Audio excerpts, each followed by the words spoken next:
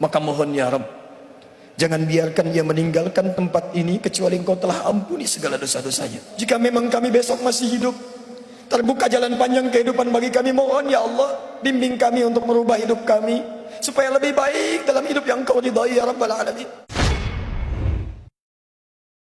Dan bayangkan, apakah Anda sudi diwafatkan dalam keadaan seperti ini yang belum baik? Setelah Anda tergerak untuk berubah, baru kemudian bikin visi ke depan. Ini pernah direncanakan oleh suami istri di masa lalu, dituliskan di dalam kitab yang sangat populer.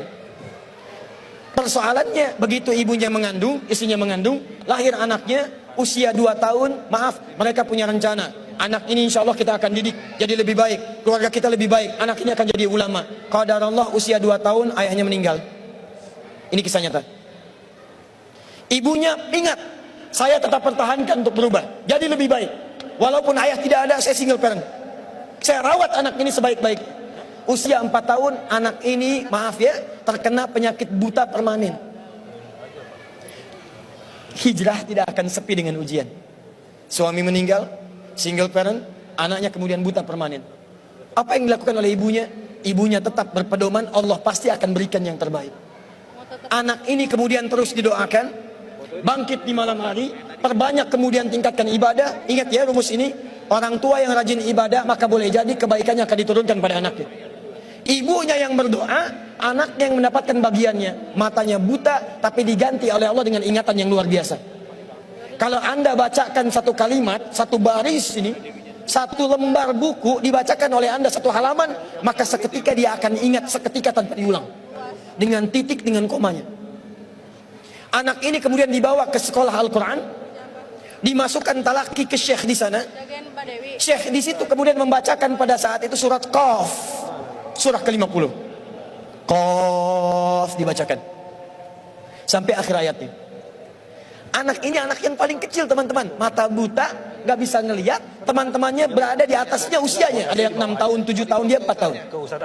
Begitu selesai membacakan, kata syekhnya, lihat kalimatnya, man hafidha ala zahri qalbi, siapa yang hafal apa yang tadi saya bacakan, hafalan di dalam kepalanya, bukan di luar kepala. Hafal di luar kepala masih belum hafal. Kata syekhnya, hafal di dalam kepalanya. Tiba-tiba saat semuanya diam menyimpan tangannya begini, anak yang buta tadi mengangkat tangannya mengatakan, hafidhu ala zahri qalbi, saya sudah hafal. Syekhnya penasaran, kata syekhnya, bagaimana? Diambil anaknya ke depan, diminta baca, Masya Allah, bacaannya bukan hanya hafal, makhrajnya, sifat hurufnya, tajwidnya, semua mirip dengan syekhnya. Kata syekhnya, minal an tadrusul hadis, dari sejak sekarang ananda mesti belajar hadis, karena Quran itu dijamin kemudahannya, hadis yang tidak ada jaminan. Anak ini secara singkat, tinggal 1 menit, pulang ke rumahnya, diantar oleh asisten rumah tangga ibu tadi. Begitu nyampe di rumahnya, wajahnya gembira, mengatakan pada ibunya, Ummi, ibu, tadi saya dipuji oleh saya begini, ada kejadian begini, saya seperti ini. Kata anak ini, minal an uridul hadis, ma, sekarang saya pengen belajar hadis. Kata ibunya, ya bunayya iktafi bil Quran, anakku sayang, kamu punya keterbatasan, supaya kamu nggak capek sekarang Quran dulu, baru setelah itu hadis. Kata anaknya, lah, dia percaya pada gurunya, dia percaya pada keyakinannya, dia katakan, ma, saya pengen belajar hadis. Dia tinggalkan ibunya sambil meraba jalan begini ke kamarnya. Perhatikan baik-baik, begitu ibunya melihat, ingat kemudian dengan suaminya, ingat tentang rencana mereka, ingat tentang mereka punya rencana masuk surga bersama-sama. Teman-teman, ibunya langsung masuk ke dalam kamar, dia bentangkan sajadahnya di mihrabnya, dia salat 2 rakaat, dia bermohon kepada Allah. Saat sujud itulah dia tumpahkan segala keinginannya. Perhatikan kalimatnya. Rahasianya ada di Quran surah ke-17 ayat 110 sampai dengan 111, paling kanan sebelah atas. Ya Allah yal basir, yalladzi ala kulli syai'in qadir, a'id basirat ibni. Saya mau akhiri. Ketika tumpah air matanya dia katakan, ya Allah yang maha melihat, mohon kembalikan penglihatan anak saya. Yal basir, yalladzi ala kulli syai'in qadir, a'id basirat ibni. Begitu mengatakan kalimat itu, capek ketiduran. Kemudian pada saat itulah anaknya sedang mengulang surat Qaf di kamarnya. Begitu ibunya mengatakan yal basir, anaknya sampai pada ayat ke-22. Laqad kunta fi ghaflatin min hadza Fakashafna anka ghita'aka wa basaruka al-yawma hadid. Ibunya menyebut ya Basir, anaknya sampai di ayat wa basaruka al-yawma hadid. Dulu pandanganmu tertutup, sekarang kami akan buka, kamu akan melihat setelah ini dengan setajam-tajamnya. Ayat ini sebetulnya kemuliaan akhirat, tapi diturunkan mendapatkan kemuliaan dunia. Tiba-tiba setelah baca ayat ini, ibunya berdoa, bersamaan kalimatnya, tiba-tiba terbuka pandangannya. Anak ini bisa melihat kembali. Saking kagetnya dia lompat, dia kejar ibunya. Ummi laqad ra'ait. Ma, saya bisa lihat lagi. Ma, saya bisa lihat lagi. Ibunya kaget kemudian terbangun. Dia peluk anaknya, dia katakan, "Nah, mungkin kamu melihat bukan dengan hatimu. Kamu melihat bukan dengan matamu. Rubbama ra'aita biqalbik, laisa bi'ainik." Mungkin bukan matamu tapi hatimu. Waktu habis. Kisah belum selesai. Tinggal 1 menit. Boleh 1 menit? Lihat sini. Kata anaknya, "Mah, saya melihat dengan mata saya. Ini mama pakai baju ini. Di sekitar kita ada benda-benda ini." Allahu Akbar. Ibunya kemudian yakin anak itu bisa melihat. Dipeluklah anaknya. Keduanya kemudian menangis. Dan ibunya sejak saat itu yakin bahwa anak ini punya kemuliaan besar di masa depan. Maka disekolahkanlah kemudian tempat-tempat terbaik. Belajar hadis terbaik. Diingat segalanya. Cepat luar biasa. Anak ini kemudian dikenal dengan luar biasa di masa depan. Nama anak ini adalah Muhammad. Bapaknya yang meninggal namanya Ismail, kakeknya namanya Ibrahim, kakek buyutnya Al-Mughirah, eyang buyutnya Al-Bardizbah, tinggal di kecamatan Ju'fah, di Kabupaten Bukhara, Provinsi Khorasan, negara Uzbekistan sekarang. Kelak di kemudian hari, dia dikenal dengan nama daerahnya Bukhara, dengan Al-Bukhari. Itulah kisah Imam Al-Bukhari.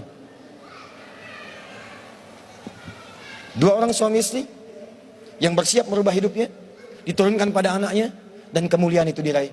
Saya yakin, kalau Anda berhijrah malam ini, boleh jadi yang hafal Quran, mungkin anaknya, mungkin cucunya, mungkin turunan-turunan Anda. Tapi ketahuilah, ketika Anda punya peran di dalamnya, maka surga akan disiapkan untuk semua Anda satu keluarga besar. Saya mohon izin pada panitia, saya ingin persaudarakan Anda semua, supaya datang Anda bukan cuma sekedar datang. Siap bersaudara insya Allah? Siap berbagi insya Allah?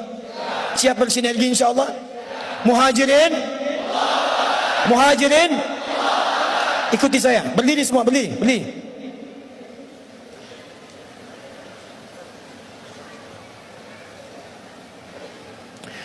Bismillahirrahmanirrahim. Allahumma nashhadu an la ilaha illa anta wa nashhadu anna Muhammadan rasuluka. Allahumma nashhadu innana ikhwah. Allahumma nuridul jannah ma'a ikhwatina ma'a rasulina ma'a ashabina ma'a ummahatina abaina jiranina. Ya Allah, kami bersaksi Engkau Tuhan kami, Engkau satu-satunya Tuhan yang layak diibadahi. Kami bersaksi Nabi Muhammad Rasulmu yang kami cintai. Ya Allah, kami berjanji di malam ini kami bersaudara ya Allah. Kami bersaudara ya Allah. Kami siap berhijrah ya Allah. Ya Allah, berikan kami surgamu. Berikan kami surgamu bersama Nabi-Mu Muhammad sallallahu alaihi wasallam, bersama sahabat-Mu ya Allah, bersama sahabat Nabi-Mu ya Allah, bersama orang-orang saleh ya Allah, bersama ibu kami ya Allah, dengan ayah kami ya Allah, dengan anak-anak kami ya Allah, dengan keluarga kami ya Allah. Ya Allah, kami mohon masukkan kami dengan teman-teman kami ini ya Allah ke surga-Mu ya Allah. Allahumma ishhad, Allahumma ishhad, Allahumma ishhad. Alhamdulillahi Rabbil Alamin. Duduk teman-teman.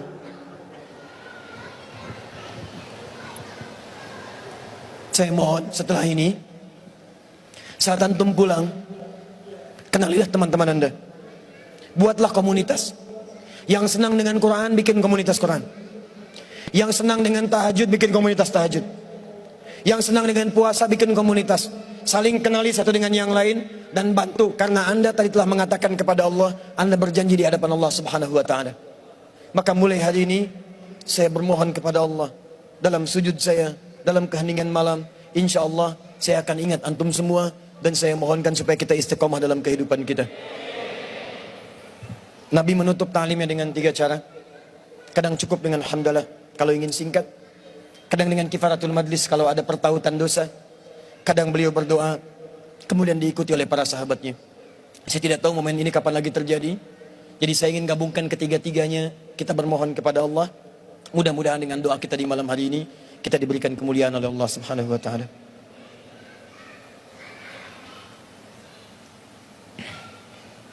Alhamdulillahi Rabbil Alamin, Ar-Rahmanir Rahim, Maliki Yawmiddin.